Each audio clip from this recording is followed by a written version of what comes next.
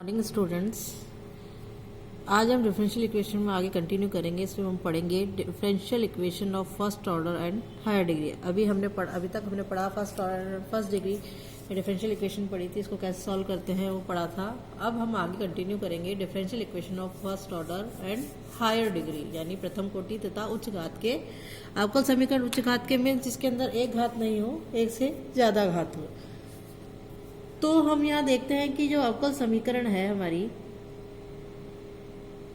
इसके अंदर हम जो है dy by D X is equal to, हम यहाँ पी से स्मॉल पी से डिनोट करेंगे। और हमारी जो अवकल समीकरण होती है प्रथम कोटि एवं n घात की जो अवकल समीकरण होती है उसे हम लिखते हैं, जनरल फॉर्म हम लिखते हैं dy by D X raise to power n plus p1 dy by D X n minus one plus p2 dy by D X n minus two plus and so on plus pn minus one dy by D X plus pn is equal to 0। इस form में हम इसे लिखते हैं general form में। इसे हम इस रूप में भी लिख सकते हैं। यदि हम dy बाई डी एक्स को p लिखें तो ये हो जाएगा हमारा p की power n plus capital p1 small p की power n minus one plus capital p2 small p की power n minus two plus and so on plus small p की power n capital p n minus one small p की power 1 plus capital P N is equal to 0। इस form में लिख सकते हैं, या ऐसे हम लिख सकते हैं F capital F of X Y और पी का फंक्शन है ये, जहाँ हमारे p1 p2 and pn X व वाई के फलन है। तो इस प्रकार हम फर्स्ट ऑर्डर और हायर डिग्री की डिफरेंशियल इक्वेशन को लिखते हैं। अब इन जो हमारी फर्स्ट ऑर्डर हायर डिग्री की डिफरेंशियल इक्वेशन है, इस पे विशेष प्रकार के अवकल समीकरण है, उनको हम वर्गीकरण कुछ प्रकार किसी प्रकार से वर्गीकृत करके उन्हें आसानी से सॉल्व कर सकते हैं। वर्गीकरण हम इसलिए करेंगे इससे आसानी से इसको समझ लें कि ये किस टाइप की इक्वेशन है और उसे सॉल्व करना ईजी हो जाएगा। तो विशेष अवकल समीकरणों का वर्गीकरण हम यहाँ कर रहे हैं।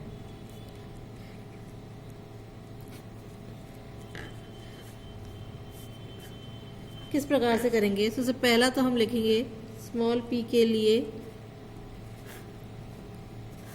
हल होने योग्य समीकरण, इसका प्रोसेस अलग है। फिर y के लिए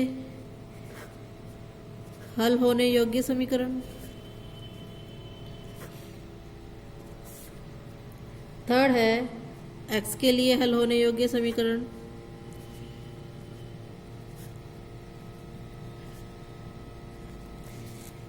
फोर्थ है हमारी क्लैरो का समीकरण, और फिफ्थ है लैग्रांज का समीकरण। इन सब के बारे में हम इस टॉपिक पे चर्चा करेंगे। सबसे पहले हम ले लेते हैं p के लिए हल होने योग्य समीकरण। p के लिए हल होने योग्य समीकरण। अब p के लिए हल होने योग्य समीकरण किस प्रकार से लेंगे, क्वेश्चन ले लेते हैं, इससे हम क्लियर हो जाएगा। हल करनी है समीकरण p square minus 9p plus 18 बराबर 0। अब इसमें हम देखेंगे p के लिए सॉल्व करना है, तो ये तो द्विघात समीकरण की तरह हो गई। हमने p के लिए इसके अंदर इसको फैक्टर करके निकाल लिया। p इज इक्वल टू 6 आएगा और p इज इक्वल टू 3, दो वैल्यूज आएगी। तो p इज इक्वल टू जब 6 है, इट मीन्स p के लिए हमने लिख लिया dy बाई डी एक्स बराबर 6 है, और इसको हमने सॉल्व कर लिया तो y is equal to 6x plus c, एक हल होगा इसका। तो p इज इक्वल टू हमने 3 लिया, 3 लेने पर हमारे पास आ जाएगा dy by dx is equals to 3. It means y is equals to 3x plus c, ये दूसरा हल हो जाएगा इसका।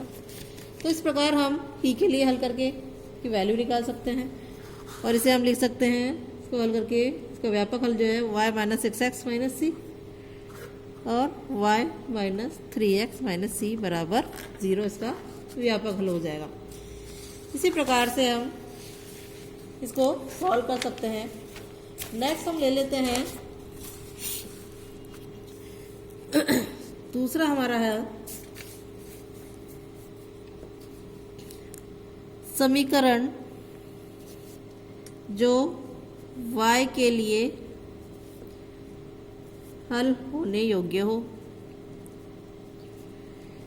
y के लिए किस प्रकार हल करेंगे, तो y के लिए हल करने के लिए हमारे पास जो समीकरण है उसका रूप दिया हुआ होगा y = f1x p, इस रूप की समीकरण होगी। इस समीकरण एक नाम दे देते हैं हम। इसका हमने डिफरेंशियल किया, इट मीन dy/dx निकाला, तो ये हो जाएगा dy/dx = dy/dx f1xp। इसे हम इस तरीके से लिख सकते हैं p इसको ले लिया हमने 5/1 मान लीजिए x p और dy/dx, इसे हम समीकरण 2 नाम दे देते हैं। अब p और x में एक अवकल समीकरण है जिसमें p हमारा क्या है, डिपेंडिंग वेरिएबल है और x जो है इंडिपेंडेंट वेरिएबल है। इसका हल निकालना संभव हो सकता है ऐसी दशा में हम इसलिए मान लेते हैं इसका हल जो है समीकरण 2 का हल मान लेते हैं, हमने माना समीकरण 2 का हल है जो है f1x p और c बराबर 0 है। समीकरण को हमने 3 मान लिया। तो अब 1 व 3 में से यदि हम p का विलोप कर दें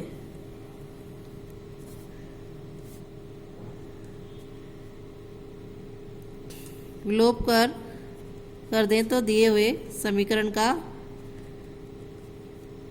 हल प्राप्त हो जाएगा। और यदि p का विलोपन संभव नहीं है, यदि p का विलोपन नहीं कर पा रहे हैं हम किसी वजह से, तो हम क्या करेंगे, x तथा y को p और c के पदों में लिखेंगे।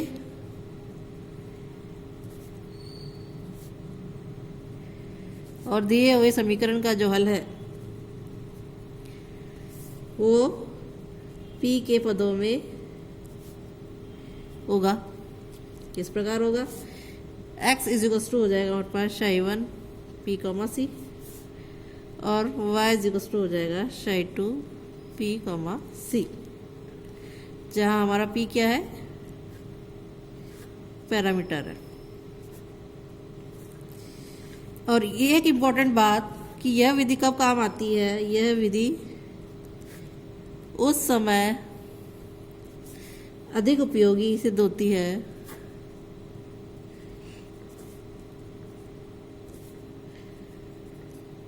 जबकि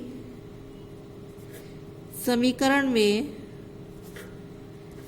x नहीं हो या हमारे पास y केवल एक घात का हो। ऑलराइट, एक बार इसका रिपीट कर लेते हैं हम कि हमें जो समीकरण y के लिए हल करने योग्य होगी उसे कैसे पहचानना है कि जो हमें समीकरण दे रखी है वो y = f1x, p फॉर्म में होगी। फिर इसका डिफरेंशियल करके p रूप में हम इसे लेंगे, तो मान लीजिए p हो जाएगा हमारे पास 5/1x, p dy/dx। और इसका इस समीकरण का हल हमने मान लिया है कैपिटल F1x ब्रैकेट में x, p, c 0 है। और समीकरण 1 और समीकरण 3 में से हम p का विलोप कर दें तो हमें समीकरण का हल प्राप्त हो जाएगा। और यदि p का विलोप करना संभव नहीं हुआ तो हम x तथा y को p और c के पदों में लिखेंगे और हम इनके हल किस तरह प्राप्त करेंगे, x psi1 p, c और y psi2 p, c। एक क्वेश्चन ले लेते हैं, हल कीजिए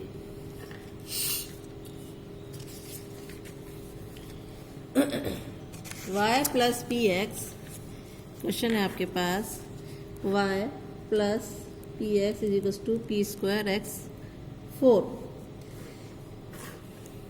समीकरण मान लेंगे इसको समीकरण 1 है, इसका हमने डिफरेंशियल किया तो ये हो जाएगा dy by D X plus x D P by D x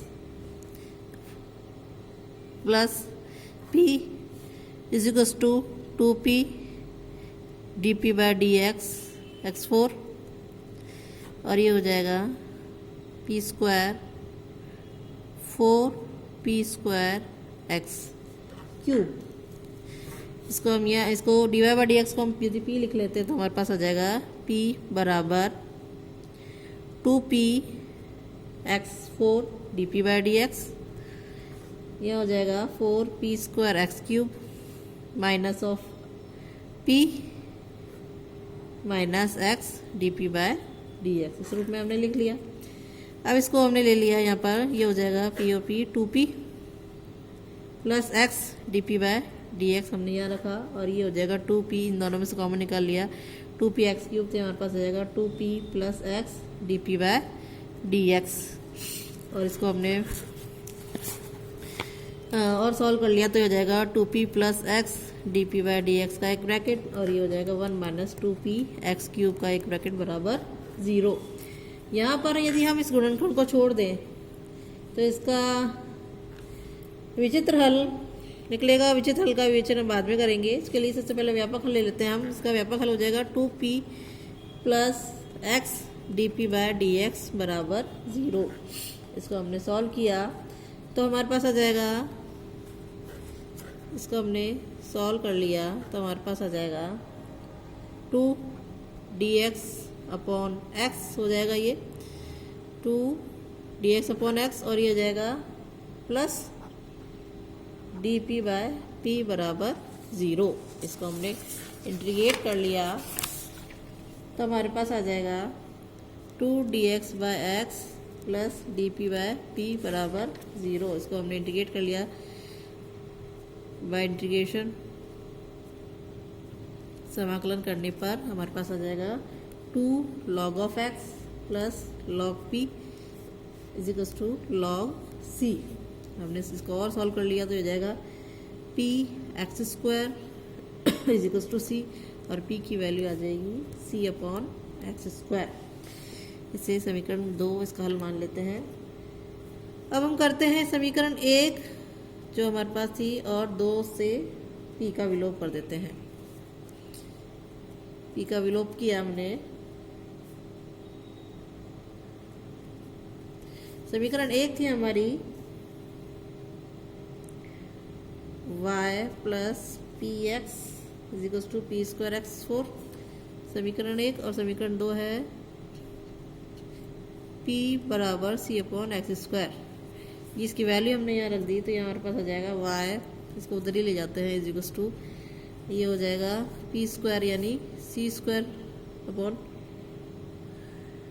x4 into x4 और माइनस ऑफ p यानी c upon x square into x. इसको हमने सॉल्व कर लिया तो हमारे पास आ जाएगा यहाँ पर y is equals to c square minus c upon x. इसको और सिंप्लीफाई कर लिया तो आ जाएगा x y is equals to c square x minus c. ये इस समीकरण का व्यापक हल होगा। दोनों तरीके से हमने निकाल लिया कि जो हमारा था विलोप करके हल कर गया उससे भी हमारा समीकरण का व्यापक हल निकल जाएगा। और जो हमारा दूसरा गुणनखंड था 1 माइनस 2p एक्स क्यूब बराबर 0 उसको हमने छोड़ दिया क्योंकि ये हम समीकरण के विचित्र हल है इसका, इसलिए। अब हम ले लेते हैं अगला कि थर्ड पॉइंट इसका कि समीकरण जो x के लिए हल होने योग्य हो, y के लिए हल होने योग्य थी तब हमने किस प्रकार सॉल्व किया। अब x के लिए हल होने योग्य है, उसको कैसे हल करेंगे कि जो हमें समीकरण है वो दिया होगा x बराबर वहाँ f1 बनाते हैं f2 y कॉमा p हम मान लेते हैं समीकरण एक नाम दिया। अब इसका हम क्या करेंगे y के सापेक्ष हल करेंगे, डिफरेंशियल करेंगे। अवकलन करने पर किसके सापेक्ष, y के सापेक्ष। तो ये हो जाएगा dx अपॉन dy बराबर d अपॉन dy, ये हो जाएगा f2 y कॉमा पी, और इसे हम लिख लेते हैं 1 अपॉन पी लिखा जाएगा अब ये, और इसे मान लिया हमने फाई 2 है ये y comma p comma d P by d y. इसे समीकरण 2 नाम दे देते हैं। अब मान लेते हैं कि माना इसका हल है F2 capital F2 y comma p comma c है। सेम प्रोसेस जैसा उसमें किया था हमने। हम क्या करेंगे, समीकरण 1 और 3 में से p का विलोप कर देंगे, उसका हल हमें प्राप्त हो जाएगा। और यदि p का विलोप संभव नहीं हुआ तो x तथा y को p के पदों में लिखकर हम p को प्राचल मान सकते हैं। अब इस पे भी इम्पोर्टेंट नोट है कि यह विधि जो है हमारी, पहले लिख देते हैं हम समीकरण 1 व समीकरण 3 में से p का विलोपन करने पर हमें अभिष्ट हल प्राप्त होगा।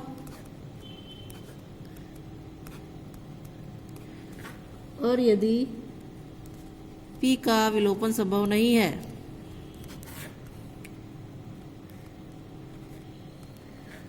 तो x व y को p के पदों में लिखा जा सकता है तथा p को हम प्राचल मान सकते हैं। इसका इम्पोर्टेंट नोट है कि यह विधि उस समय अधिक उपयोगी होगी जब समीकरण में y नहीं हो, वहाँ x नहीं था, यहाँ y नहीं हो, या x जो है वो केवल 1 घात का हो, तब हम इसे इजीली सॉल्व कर सकते हैं। इससे रिलेटेड एक क्वेश्चन ले लेते हैं हम। क्वेश्चन है हमारे पास, हल कीजिए। क्वेश्चन है p cube minus 4xy p plus 8y square is equals to 0। अब सबसे पहले इसे हम निम्न रूप में लिख सकते हैं। समीकरण को कैसे लिखेंगे, x इधर ले लेते हैं, x बराबर, क्योंकि 2y अपॉन x ले लिया हमने इधर, तो ये 4 कर रख दे 2y अपॉन p, और ये हो जाएगा p स्क्वायर अपॉन 4y। इसे हम समीकरण 1 नाम दे देते हैं। y के सापेक्ष अवकलन किया हमने,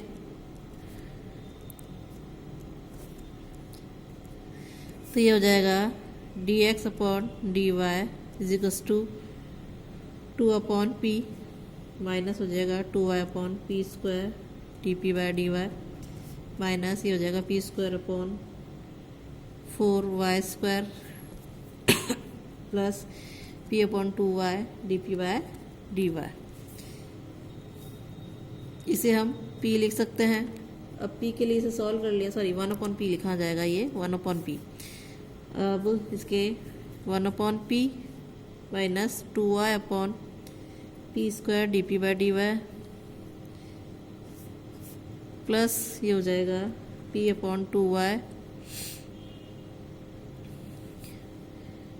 D P by d y minus p square upon 4y square बराबर 0।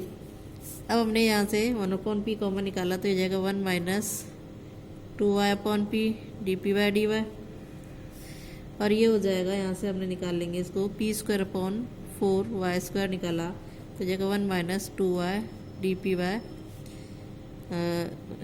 p d P by d y बराबर 0। ब्रैकेट ले लिया, 1 minus 2y upon p d P by d y, एक ब्रैकेट, और एक हो जाएगा 1 upon p minus p square upon 4y square बराबर 0। इसे हम समीकरण 2 नाम दे देते हैं। तो यहाँ पर हम इस गुणनखंड को छोड़ देते हैं, 1 upon p minus p square upon 4y square गुणनखंड को छोड़ देते हैं क्योंकि इससे विचित्र हल प्राप्त होगा।